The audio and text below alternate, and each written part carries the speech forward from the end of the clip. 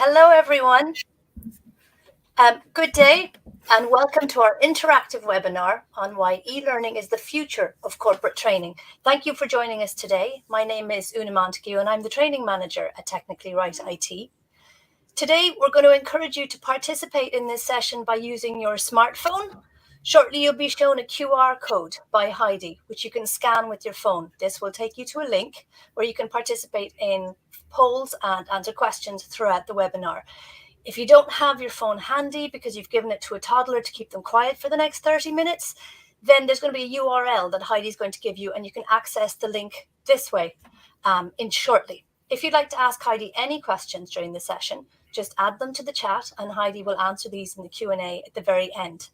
Now, a little bit about Heidi. Dr. Heidi Staples is a senior instructional designer here at Technically Right IT. She holds a Master of Fine Arts from Syracuse University and a PhD in English Literature and Creative Writing from the University of Georgia. Heidi is also a published author, but most importantly for us here today, Heidi has over 20 years experience in teaching, lecturing, and curriculum development. We're really proud to have Heidi as part of the TWI team, and we're excited for her to share her experience with you today on the role of e-learning in the future of corporate training. Welcome, Heidi. Thank you, Una, for that lovely introduction. And hello, everyone. Thank you for attending today to talk about why e-learning is the future of corporate training. 2022. It is the best of times. It is the worst of times. Today, we're going to talk about how to keep you feeling more like this fella on the left. In a second, I'm going to share with you some statistics about this time we're living in that will help us understand the critical role of e-learning for corporate adaptation. You'll have the chance to download a PDF at the end of the webinar with all the sources that I'm going to cover. Throughout today's webinar, I'll be asking you questions and we'll learn from each other with audience engagement. So let's get to it. 2022. It is the best of times. It is the worst of times. It is the rise of remote working and employee satisfaction.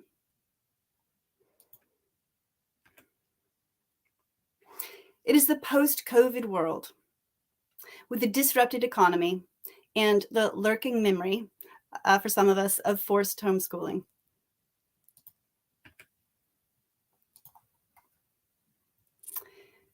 It is the Great Relearning, what's also called a reskilling emergency.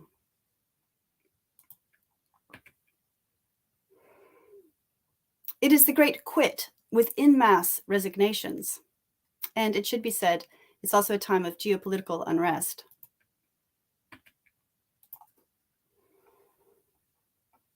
It is the fourth industrial revolution with the capacity to increase global income and improve quality of life for peoples of the world. It is the acceleration of automation, which will put many people out of work. It is the acceleration of automation, which will put many people into new work.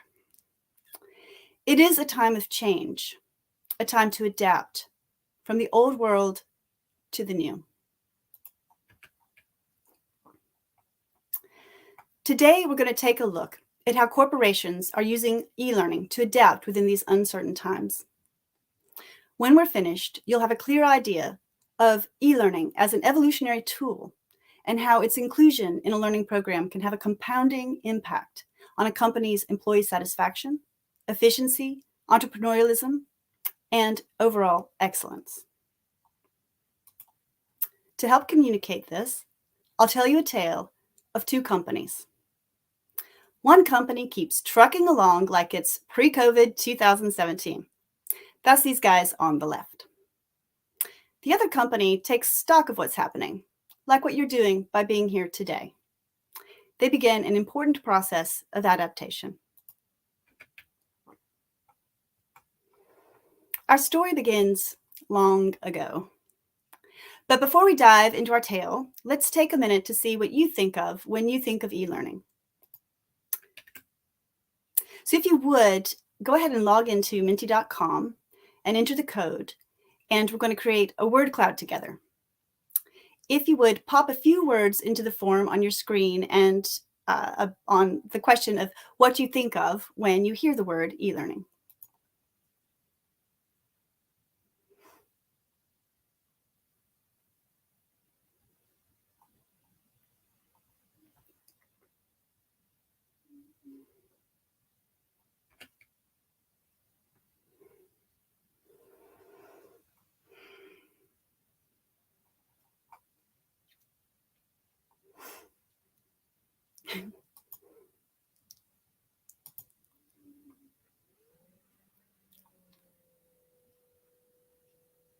Digital, boring.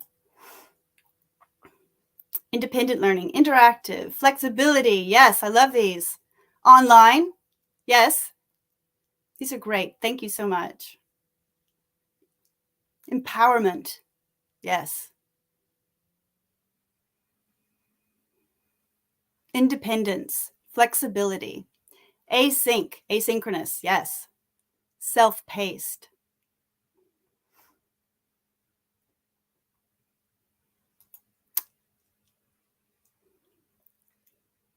This is great. Thank you so much. When I hear the word e-learning, I've come to think about evolution. And that's where our story begins, with the idea of evolution. I've come to believe that e-learning is the future of corporate training because e-learning is rooted in our corporate, our collective past as a species. To understand what I mean, let's consider a comparison between our learning technologies. Oral learning was our first learning technology.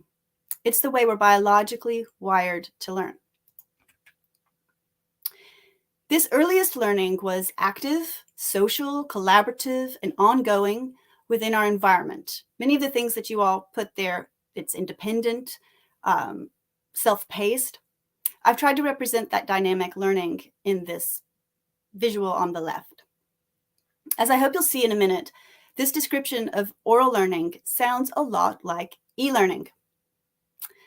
Book learning is passive, isolated, competitive, and generally reading is dissociated from both literal subject matter and practice. I've tried to represent that old world in the middle. And you can see there's plenty of the old world here behind me. I love the old world, and I love the new world too. The way we engage with our environment is now through work. With the addition of e-learning into a training program, and I want to emphasize that, the addition of e-learning into a training program, we enter into a new world where we can learn within our environment. On the right in the visual is my representation of e-learning, where I'm trying to illustrate how e-learning allows us to experience learning as active, social, collaborative, and ongoing within our environment, the way of learning for which we're adapted. You can hopefully see how the oral learning and e-learning have something in common, distinct from book learning. And if it's done well, to speak to that boring point, it's exciting, it's interactive, it's fun. I think e-learning offers a return to our indigenous learning process, native to our biology, evolved over millennia as we interacted and learned and responded to our dynamic environments. This similarity between our innate learning process and e-learning makes us prefer e-learning, especially video and blended learning. Maybe the active, multisensorial experience that is involved in e-learning is the new old way of learning. Certainly, traditional learning's emphasis on memory works against our innate neurology. By some estimates, we forget 70% of what we learn within 24 hours. That's rough. Trying to keep the information lodged in our heads can make for an unpleasant learning experience. With e-learning, remembering is no longer the goal. On-demand training, literally at hand, means we can learn by doing. This is a much better learning experience for us.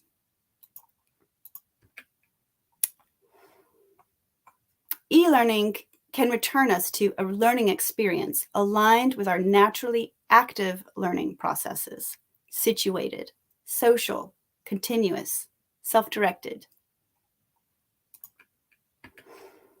So let's return to our companies. One company makes no changes. They have a strong traditional training program with some great classroom trainers.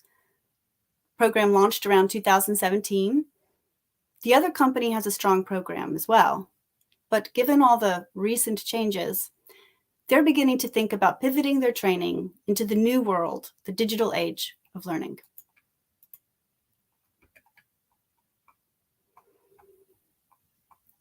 There's a saying I like: if mama's happy, everybody's happy.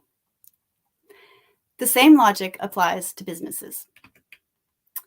If the employees are happy, the company can thrive.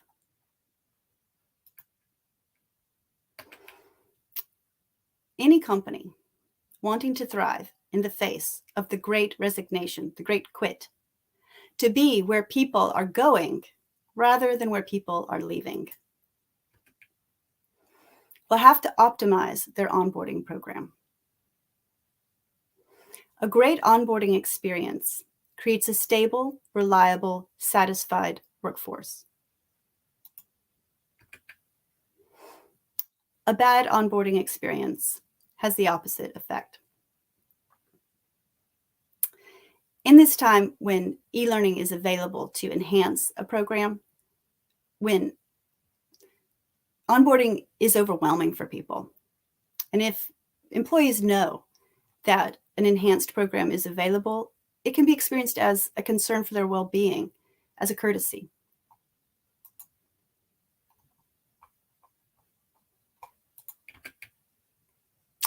Okay, so now I want to find out a bit about your shared experiences, to share them with one another.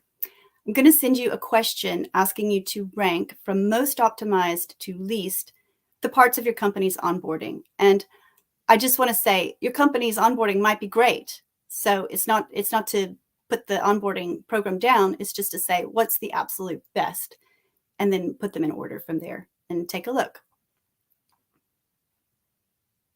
And we'll see a poll. So for membership, consider the sense of belonging in the group that your onboarding gave you. Culture refers to awareness of the social context into which you were moved. For behaviors, consider instruction and practice in tasks you're expected to perform. And for membership support, consider assistance with tasks when you're performing them. Great. So it looks like folks have a great sense of belonging with their onboarding. And that's one of the really important elements of onboarding. Research has shown that spending time with your supervisor on the first day has a huge impact on retention.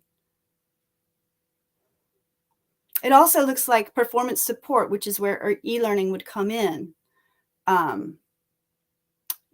to be pushed into the workflow. Learning in the workflow is the area that for most folks would be the place to start. Perhaps it's the one with the lowest ranking. Cool. Thank you for sharing those. It's really interesting. They're still coming in. So this is interesting because membership and culture and values, while e-learning is certainly very supportive and useful for onboarding in those areas, it's also where instructor-led training is really necessary for that social experience. Whereas with behaviors and performance support, e-learning offers a powerful tool for reinforcement after the classroom training. And it's bearing out here in our poll that it's needed. All right, back to our story. Our company on the right, their L&D manager read the statistics I just shared with you and decided to enhance their instructor-led onboarding with e-learning. They added a library of welcome videos and an interactive timeline. So new employees felt a sense of belonging. they added that to their instructor-led training and meeting with the supervisor, I should add. They also added another library of microlessons with case studies, along with a podcast series. So employees have a well-developed sense of the cultural context into which they're moving. And they can explore it on their own time.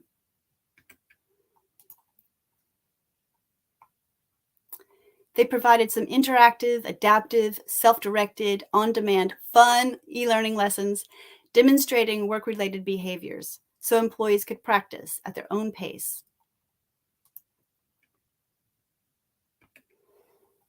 And they added libraries of bite-sized lessons associated with specific tasks that could be pushed to employees at the time of instructional need.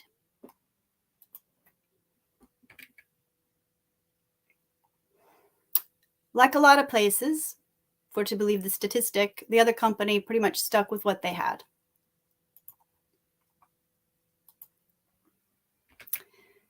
So we can assume, since they haven't updated their onboarding, and most onboarding experiences are, it looks like, lousy, and we're in the midst of the Great Quit, the company on the left experienced turnover. The company on the right did everything they could to create a strong onboarding experience and likely retained some employees in the process. So now I'm going to take us back to that earlier question about your own company's onboarding. What's one specific e-learning enhancement that could improve that onboarding domain? So think back to that list that I went through with the company who did enhance their e-learning, their onboarding. Just any idea you have, as specific as possible. And with this, we can do some social learning and learn from one another as we see these ideas come in. So thank you for taking the time.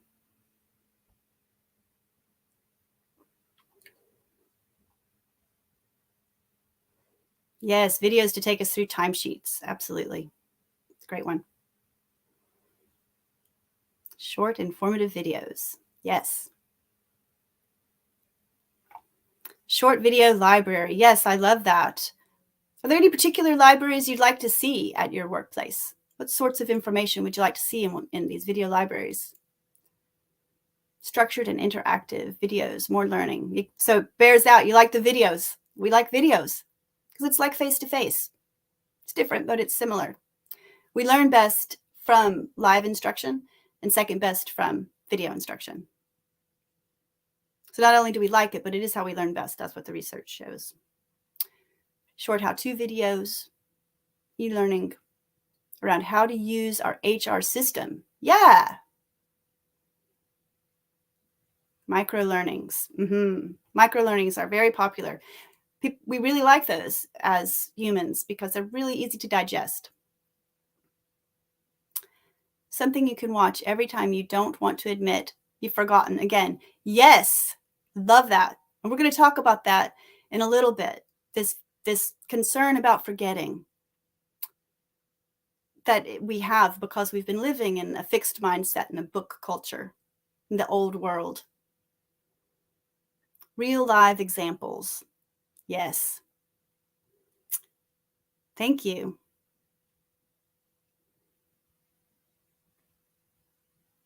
Short videos showing where to find policies, a tutorial showing the basic company structure, different teams, clients, etc. I love that. That's a great idea, right? Because then you can look at that structure and meet the people separate from the social encounter, which is really important, but also can be a little anxiety provoking, and you might be even less likely to remember some of the things that transpire. So yeah, thank you for all of these. These are great. Simulations of admin tasks. Welcome videos from management. Yes.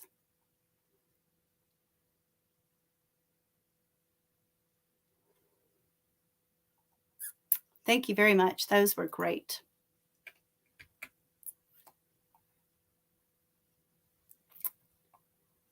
All right. So these are some great ideas for creating happy new employees. But when thinking about these e-learning programs, you might be wondering, what about costs? Hang on a second, Heidi. You said earlier on this mama ain't happy. This mama ain't happy. You're talking a lot about instructor-led, and definitely we need to do face-to-face. Do you promise you definitely mean that? Because as head of the training department with TWI, I'm starting to feel this is a whole webinar designed to let me know very carefully that I'm fired. You promise you're sticking with the face-to-face stuff too, as well? Yes, Una, I promise. This is not an elaborate ruse. It's not the worst kind of telegram or something like that.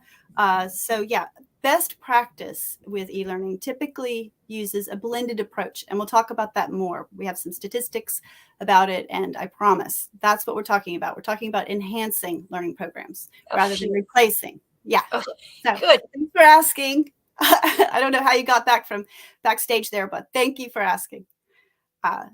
Cool. Okay, so it is true that e-learning will save money in the long run. But as we'll look at when we think about efficiency, it will save money in the long run, not by firing trainers. That's not the way it saves money. It saves money through efficiencies.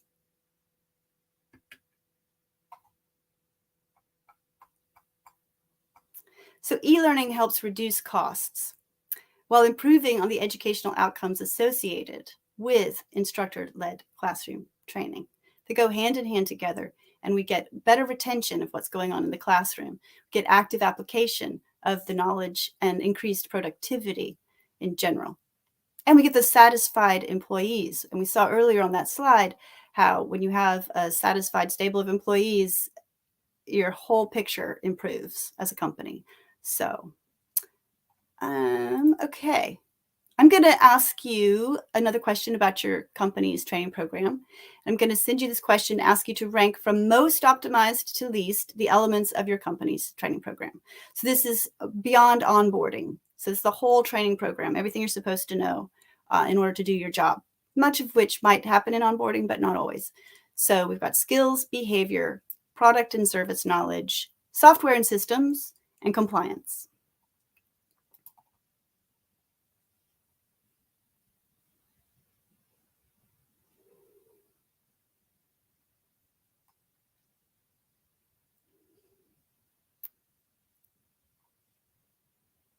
Great. So folks are clearest on compliance. Interesting. Thank you. Oh, it's moving around. Software and systems is first. Great.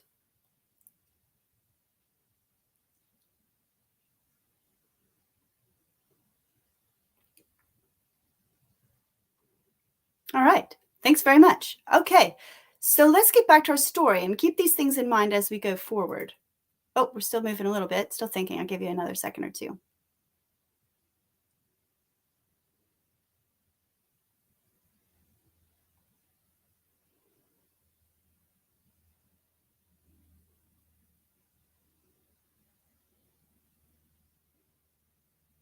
Great. Okay, thanks. So it looks like software and systems is the favorite, compliance, then skills, behavior, and then product and service knowledge. So it'll be interesting in a minute to think about, just go ahead and start thinking about how might you use e-learning to improve any one of these. And then there'll be a big reveal on the next question. All right, so let's get back to our story. A company that's enhanced their onboarding program. They got such a great response about the new blended learning experience from their employees that they decided to optimize their entire training program. This time they did it a little bit differently. They chose their best training program. So it looks like for a lot of folks that would be the software program, software training. Because they wanted to make it as highly impactful as possible, that best program, in order to provide an optimization target for all the other programs. It became the prototype for the top, for enhancing their program. So they made sure they offered multiple delivery methods for the greatest engagement by users. This mobile learning is really on the rise. People love to learn while they're on the go. They made sure that they included a variety of assessments. So formative knowledge checks and summative assessments, and a variety of ways of doing that. And they kept the learnings as interactive and various as possible, keeping employees engaged, making sure it was fun, not boring. And they remembered that learners far prefer video to text, and included video wherever possible, boosting engagement levels further.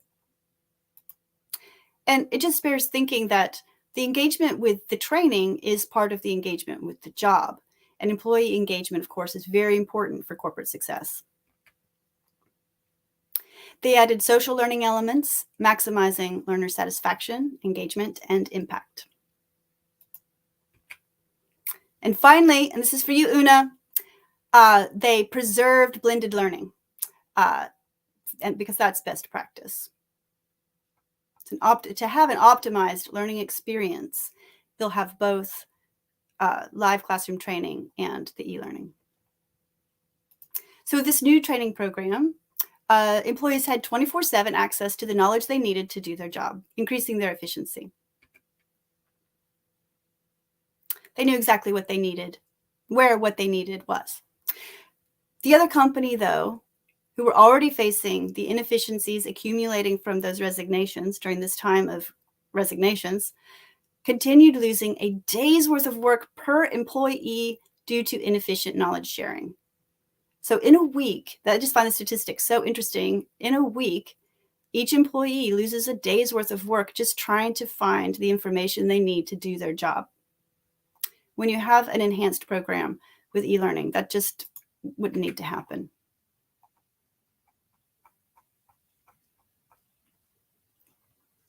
So we can see where that's going. Okay, so now we'll engage in some more social learning. So I want, if you would, to think about those skills and how you ranked them. And now choose the top program and share an e-learning enhancement you could add to your best training program for an optimized program, optimization target. What would you do? If someone just gave you a budget and said, go optimize our top program, what would you add? It might take a second to think about it.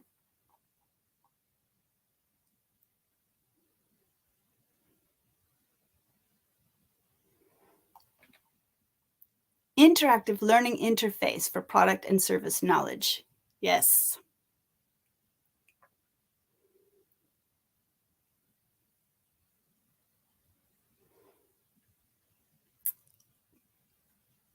Learning strategy. Yes. Modern short video, micro-learnings. Short how-to and informational videos.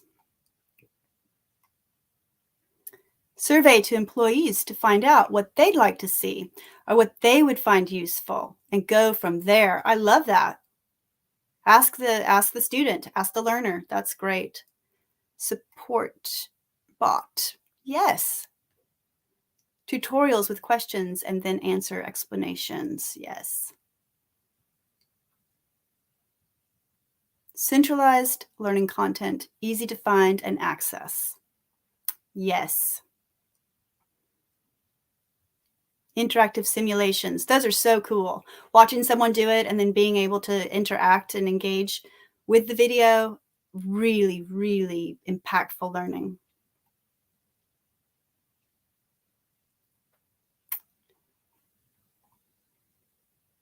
Well, thank you for adding your thoughts there. It's really interesting.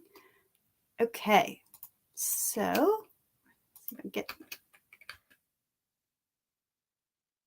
Okay, so before we talk about how e-learning can foster the entrepreneurial spirit, which is going to be, I'm excited to talk about that with you. Let's take another quick survey and find out about the learning cultures already existing at your organizations.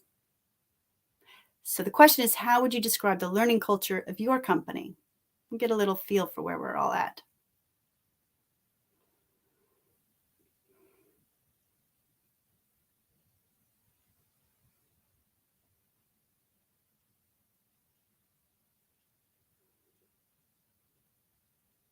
Okay, so we got a couple folks in a traditional culture, some in a traditional kind of transitional, some in an optimized situation, some in the middle of transitioning. Or is that, or it's all e-learning, actually. They're digital age, but it's all e-learning. Don't tell me now. A lot of folks in transition, kind of in between, you have some e-learning. There's room to integrate the e-learning into a full digital age of learning culture. Thank you so much for sharing your thoughts, your information. Some folks still weighing in. Great. All right. It's fantastic to have such a range of learning cultures present today.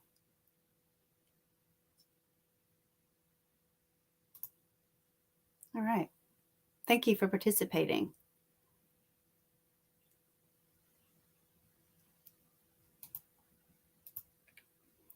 Okay, so now let's talk about how a rich e-learning enhanced training program facilitates a growth mindset, organizational culture. We often think of the growth mindset as an individual experience, an individual outlook, something that's happening with self-talk, and that is true. But a growth mindset is also something that's constructed by cultural norms. Traditional school environments, and many of us can relate to that. Yeah, I see a heart there. That's such a great video. If you haven't seen it, highly recommend it. Do Schools Kill Creativity by Sir Ken Robinson. It's all about this. Traditional work environments also emphasize suppressing the restlessness and movement, both mental and physical, associated with curiosity.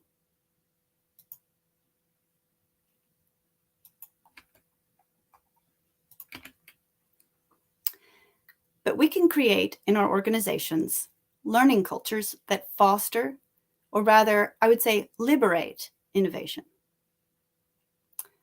A digital age learning culture, this new world, frees us from the necessity of personal knowledge storage using our own limited brain's capacity. This freedom fosters, as its natural byproduct, a growth mindset. So let's return to our story.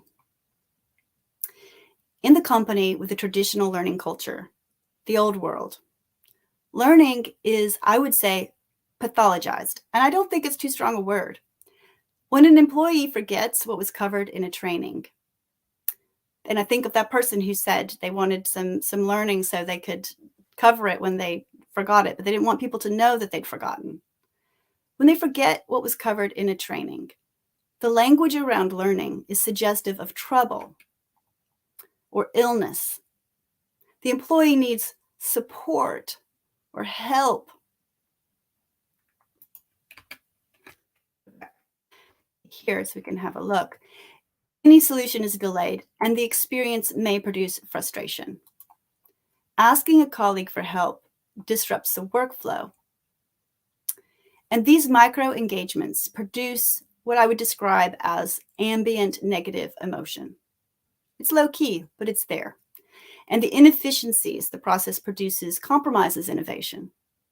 Think of that day spent by each employee each week simply looking for the information they need to do their jobs. So while inefficient, this traditional training process was, for a few hundred years, really seemingly just the best we could do. That's where everybody was. And this company simply continues to accept these limitations. Now, in the company pursuing a digital age learning culture, in the new world, the learning experience is radically different. When an employee forgets what was covered in a live training, as you do, on-demand learnings provided by the employers communicate that forgetting is no problem. The necessary learning is expected and encouraged. Learning is assumed, normalized. Learners can go on to use the e-learning resources to actively solve problems while remaining in their work environment. A way of learning while doing, as I mentioned before, for which we're biologically wired. the learning gets pushed to employees at the point of need, augmenting forgetting. Rather than feeling anxiety or frustration or annoyance, employees can engage their curiosity. So you get the low-key ambient positive emotion. The availability of learning tools supports curiosity, and experimentation naturally follows. This is where entrepreneurialism, or what Eric Ries in his book, The Lean Startup, calls intrapreneurialism, which is intrapreneurialism internal to an organization, can naturally arise. Folks get curious, folks start trying stuff.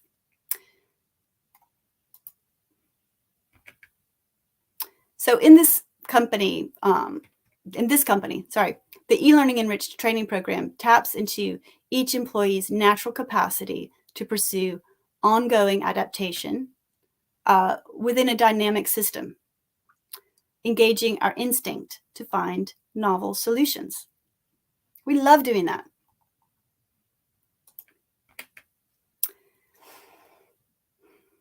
Without intentional transformation, one company has unhappy employees, or less happy than they could be, inefficiencies that are no longer competitive, and an outdated fixed mindset.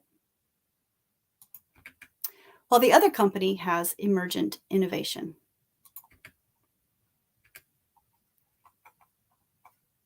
So we've come to the end of our tale. We could all see the ending coming as this story unfolded on the screen. The same story is unfolding for real companies across the globe. Many companies are trucking along like it's 2017 pre-COVID. Others are taking stock of the situation, adapting, getting equipped for the uncertain days ahead. If you're here today, I believe that's you. And if that is you, I'd love to hear from you, to hear about the problems you may be facing in your organization and how we could work together to find lasting solutions to move into the new world. And also, please feel free to get in touch just to talk shop about the new world we're sharing. So here are my contact details below. I don't know if we have time for questions, but thank you all for coming. And we have a PDF downloadable that will be shared with you that summarizes the topics we covered today, and as well as a feedback survey. You can follow and like and connect with us on LinkedIn, Twitter, and Facebook right now. And if you have any further questions, suggestions, or comments, please let us know. And thanks again, and have a great rest of your day.